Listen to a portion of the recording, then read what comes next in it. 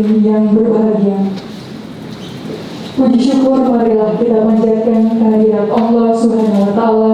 Assalamualaikum warahmatullahi wabarakatuh. Ya, terjadi mungkin ini yang tentunya nanti secara untuk digunakan di masyarakat.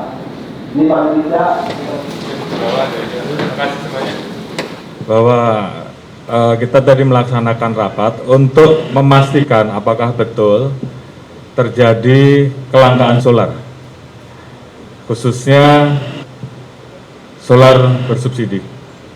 Jadi dari pengecekan tadi,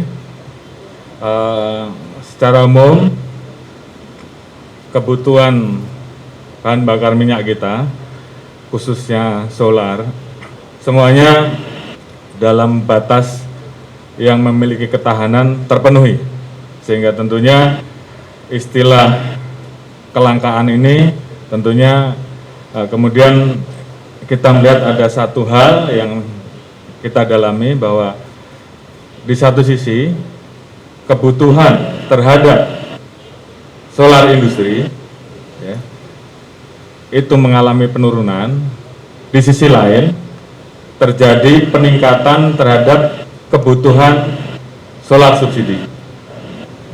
Indonesia sampai saat ini, khususnya di ASEAN, masih berada di nomor 2 terendah, karena kita tadi dijelaskan oleh Bu Dirut masih menahan harga, sehingga harga tetap ada di kondisi yang sama. Sebagai contoh adalah solar, dan juga ada yang dinaikkan, namun sebenarnya masih disubsidi.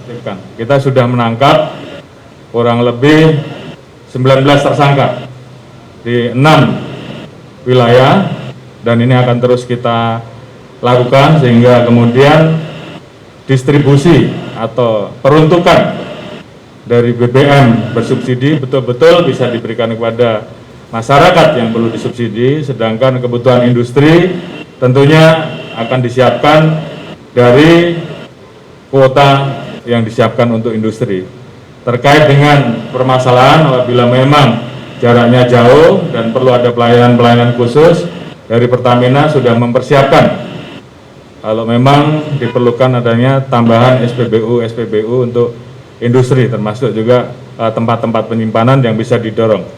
Ini yang akan kita jaga sehingga kemudian di lapangan solar subsidi tetap tersedia dan solar industri dipenuhi dengan solar-solar yang memang dipersiapkan untuk kebutuhan industri, sehingga keberadaan minyak, keberadaan solar, keberadaan BBM yang secara real stok sebenarnya tercukupi, ini betul-betul bisa kita jaga dan kita pertahankan.